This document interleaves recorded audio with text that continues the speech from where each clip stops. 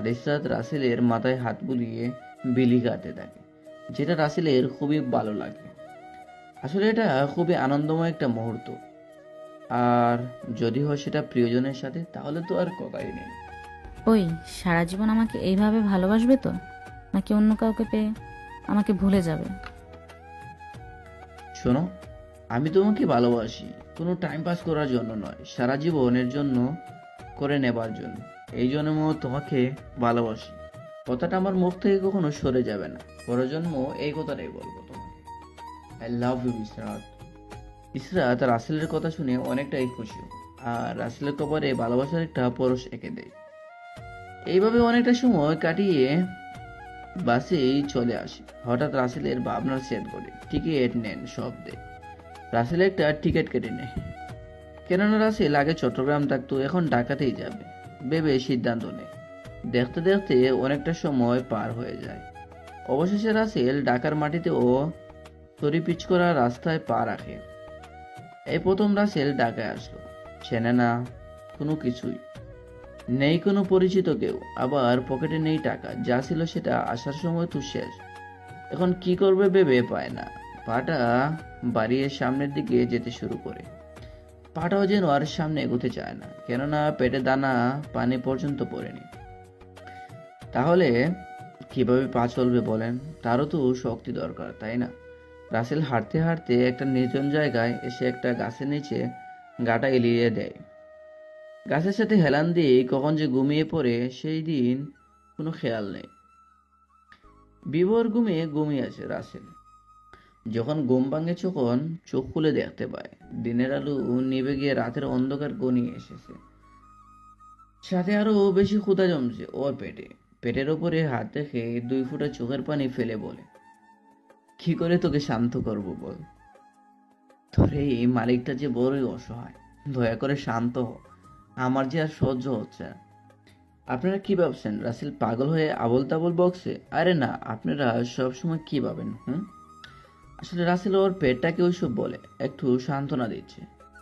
রাসেল সেখান থেকে উঠে সামনের পথের ধারে দাঁড়িয়ে থাকা একটা নলকূপ থেকে পানি খেয়ে নেয়। খুব একটা খেতে পারে না, কারণ পেট খালি থাকলেই বা পানিও ভিতরে যেতে চায় না, তার আগেই পেট ব্যথা শুরু হয়ে যায়। তোরে একটু পানি খেয়ে সান্ত্বনা করতে চাইলাম, আর তুই ফাজলামি শুরু করেছিস। আমি এখন খাবার কোথায় পাবো? এই পৃথিবীর মানুষগুলো বড়ই অদ্ভুত রে। বাসা কি তোর খাবার নষ্ট করবে, তবু খোদায় কাতর কাউকে দিবে না।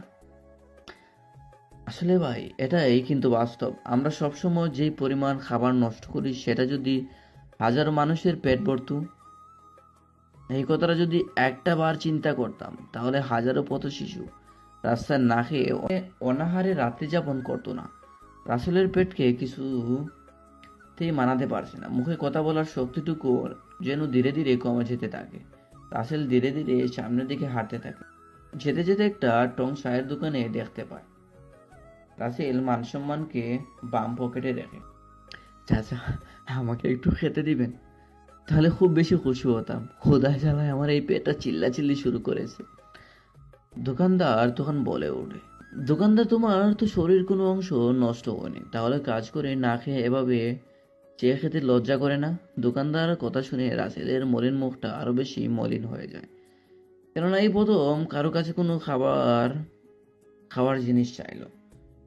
কারণ ও না খেয়ে থেকেছে, তবুও কারো থেকে কিছু চায়নি। চাচা, আমারে তাহলে যে কোনো একটা কাজ দিয়ে দেন, সেটার বিনিময়ে না হয় কিছু খাবার দিন। রাসেলের কথা শুনে দোকানদার পড়ে যায় আরেক বিপদে, কেননা সে ভেবেছিল উপরের কথাগুলো বললে কাজ করার বর গায়ে চলে যাবে। কিন্তু ঘটনা তো উল্টো। আমার কাছে কোনো কাজ নেই, এখান থেকে সামনের দিকে যা, দেখছেন? এই হলো মানুষের মন। কেন যে নিজেই তো বলল কাজ করে খেতে, তাহলে কাজ যেহেতু দিতে অসুবিধা কোথায়? আসলে আমার মুখে অনেক কথাই বলতে পারি না, কিন্তু কাজ করে দেখাতে পারি না। রাসেল সেখানে আর কোনো কথা না বলে চলে যায়। যেতে যেতে সামনে দেখতে পায় একটা গাছের পেয়ারা ধরে আছে। রাসেল ক্ষুধা মেটানোর একটা উপায় দেখতে পেয়ে অনেক খুশি হয়। পরক্ষণেই মনটা ছোট হয়ে যায়, কেননা এই পেয়ারা গাছ তো আর তার না, যে ইচ্ছে হলেই পেরে পেরে খাবে। তাই সেখান থেকে চলে আসার জন্য হাঁটতে থাকে। অমনি পিছন থেকে কেউ একজন ডাক দিল। একটা ডাক শুনতে পায়। পিছনে ফিরে দেখে একটা লোক ওই গাছের নিচে দাঁড়িয়ে একেই ডাকছে। রাসেল সেখানে গেলে লোকটা বলে, আমি লক্ষ্য করেছিলাম তুমি গাছের দিকে তাকিয়ে কিছু ভাবছিলে। হয়তো তোমার এই পেয়ারা খেতে মন চেয়েছে, কিন্তু তুমি চুরি করে পারোনি। তুমি ইচ্ছে করলেই পারতে, কিন্তু তুমি সেটা করোনি। তাই তোমার সততা আমাকে মুগ্ধ করেছে। এই নাও, পেয়ারাগুলো তুমি নিয়ে যাও। রাসেল অনেকটাই খুশি হয়ে লোকটাকে ধন্যবাদ জানিয়ে পেয়ারাগুলো নিয়ে আসে। আসলে আল্লাহ কোনো কিছু রিজেকে রাখলে সেটা কেউ চিনে নিতে পারে না। এটা আসলেই সত্য। রাসেল সেখান থেকে চলে আসে একটা নির্জন জায়গায়। সেখানে এসে পেয়ারা একটা একটা করে খেয়ে নেয়। পেটটা এখন একটু শান্তি পেল। এখন রাসেলের মাথায় আরেক চিন্তা এসে বর করে নেয়। রাতটা কাটাবে কোথায়? হাজারটা চিন্তা মাথায় এসে হাঁটতে শুরু করে। হাঁটতে হাঁটতে রাসেল একটা মেয়ের চিৎকার শুনতে পায়। কে আসো, বাঁচাও আমাকে এই গুন্ডাদের হাত থেকে। রাসেল শব্দটা শুনেই চারিপাশে খুঁজতে থাকে, কিন্তু কোথাও খুঁজে পায় না। তাই আরো একটু সামনে এগিয়ে আসে। আবার মনে মনে একটু ভয়ও করে, কেননা রাতের বেলা বুঝতেই পারতেছেন। আবারও চিৎকার দিয়ে ওঠা। বাঁচাও। রাসেল এবার দেখতে পায় সামনে থেকে শব্দটা আসতেছে। একটু এগিয়ে গেলেই দেখতে পায় কতগুলো গুন্ডা দুইটা মেয়েকে দর্শন করার চেষ্টা করতেছে। রাসেল কি করবে ভেবে পায় না, কেননা এতগুলো মানুষের সাথে কি আর একা পেরে উঠবে বলেন। কেননা এমনটা সিনেমাতেই মানায়। রাসেল ওখানে চলে আসে। এই, আপনারা এনাদের সাথে এমন করতেছেন কেন? রাসেলের কণ্ঠ শুনে আহানা ও নিধি অনেকটাই ভরসা পায়। এদিকে গুন্ডাগুলো বলে, তোর সাহস তো কম না, আমাদের শিকারের কাছে কথা বলিস? বাঁচতে চাইলে দৌড়ে ফেলা এখান থেকে। রাসেল গুন্ডাদের কথা শুনে হু হু করে হেসে দেয়, যেটা দেখে গুন্ডারা একে অপরের দিকে চাওয়াচাওয়ি শুরু করতে দেয়। হাসাই লেডি। আর তোদের মতো লম্পটদের কারণেই আজকাল আমাদের দেশের মা বোনেরা বাইরে নিরাপদে চলাচল করতে পারে না। আমাদের বাঁচিয়ে নিন এই লম্পটদের হাত থেকে প্লিজ ভাইয়া। আরে চিন্তা করিয়েন না, আমি আছি তো আপনাদের সাথে। আপনারা একটু এদের গুনে দেখেন তো কতজন আছে ওরা। সবাই রাসেলের কথা শুনে বোকা বনে যায়।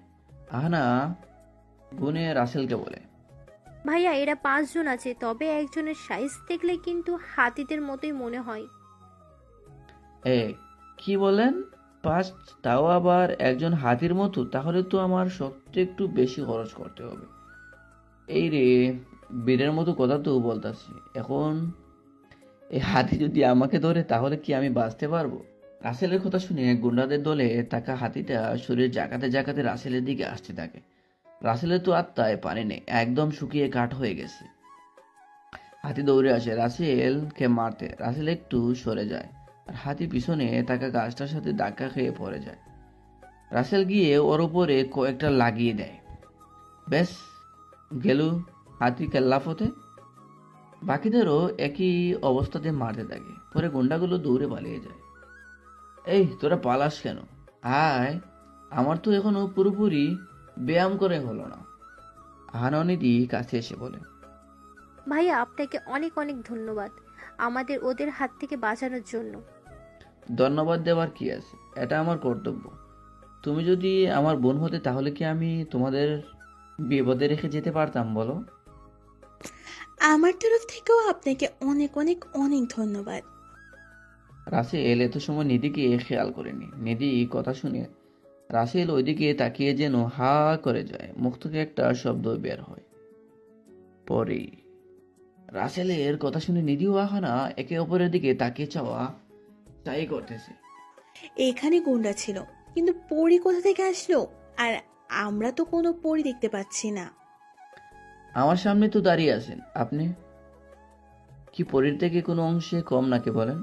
রাসেলের কথা শুনে নিধি তো লজ্জায় লাল হয়ে যায়, আর আহানা মিটিমিটি হাসতে থাকে। ভাইয়া আমি আহানা ইয়াসমিন, আর ও হলো আমার একমাত্র কলিজার বান্ধবী অনামিকা জান্নাত নিধি। ও আচ্ছা, আর আপনাদের নামটা খুবই সুন্দর। আর আমি হলাম রাসেল। আচ্ছা, আপনারা এত রাতে এখানে কেন? আসলে হয়েছেটা কি, আমরা একটা বান্ধবীর জন্মদিনের অনুষ্ঠানে গিয়েছিলাম, আর আসার সময় গাড়িটা নষ্ট হয়ে যাওয়াতে ড্রাইভারকে গাড়ির কাছে রেখে হেঁটেই যাচ্ছিলাম। আর বাকিটা তো আপনি জানেনই। ও আচ্ছা, বুঝলাম। আচ্ছা চলেন, আমি আপনাদের বাড়ি পৌঁছে দিই।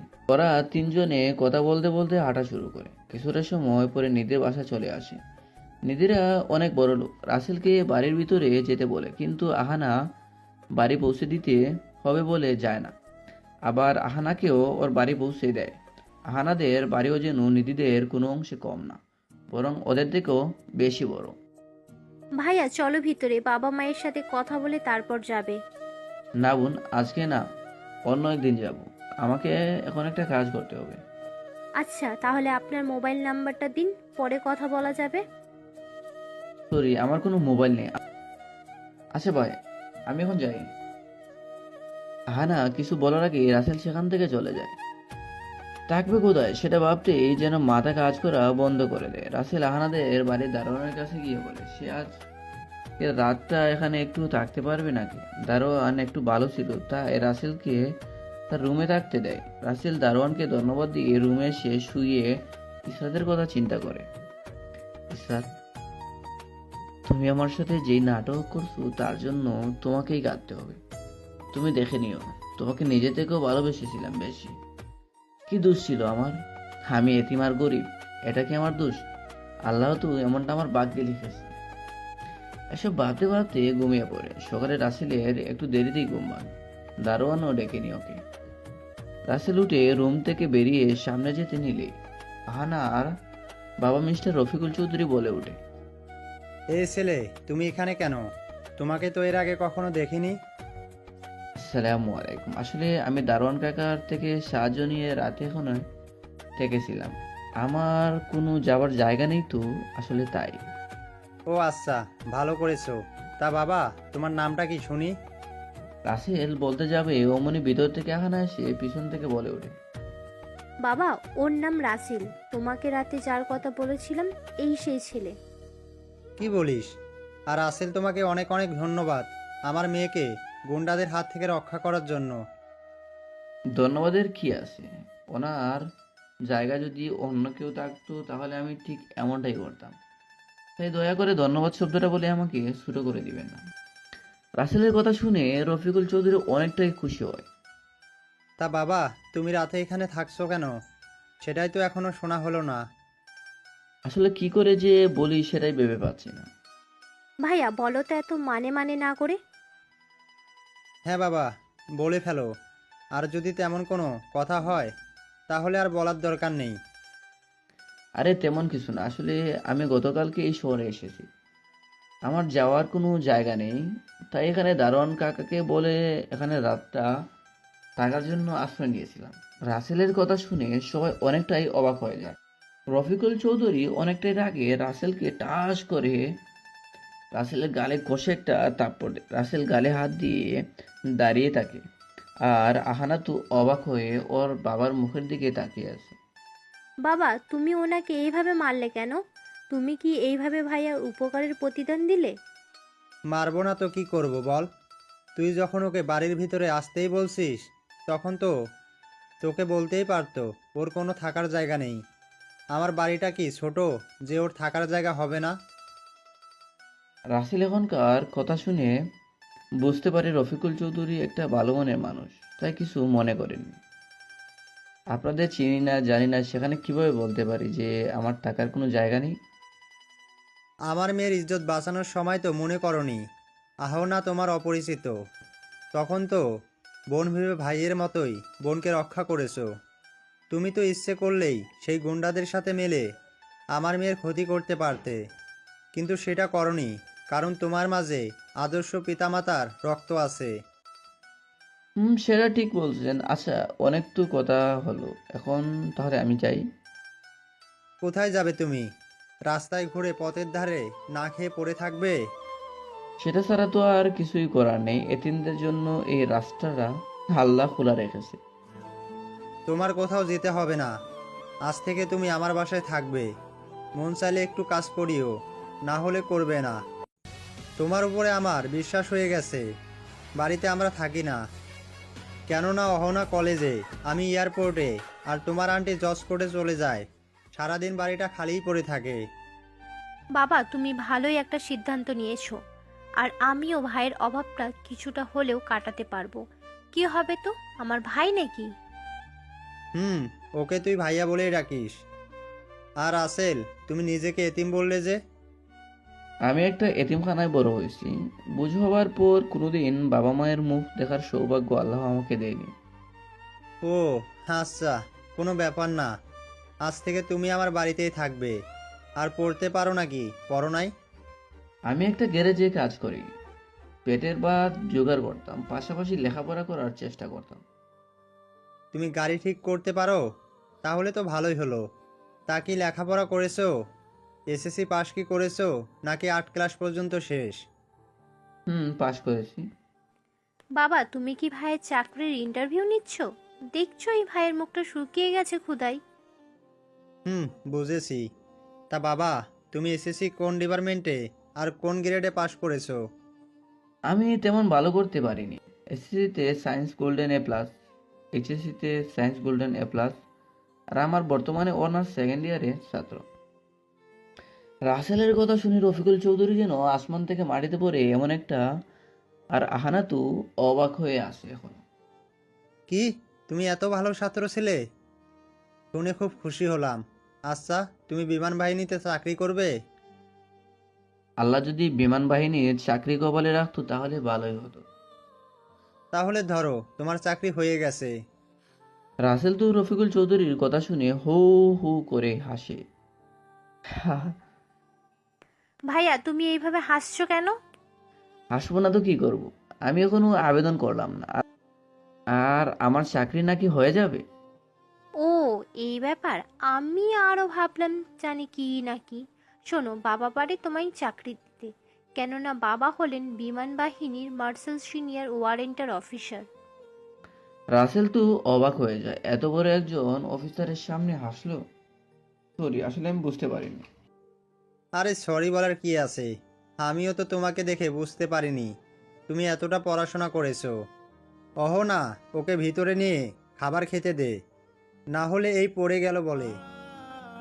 রফিকুল চৌধুরী কথাটা বলেই অফিসের উদ্দেশ্যে চলে যান, আর এদিকে আহানা রাসেলকে নিয়ে ভিতরে আসে। রাসেল তো অবাক হয়ে বাড়ির সব কিছু দেখতে ব্যস্ত। রাসেল যেই না সিঁড়ির দিকে তাকিয়ে এসে, অমনি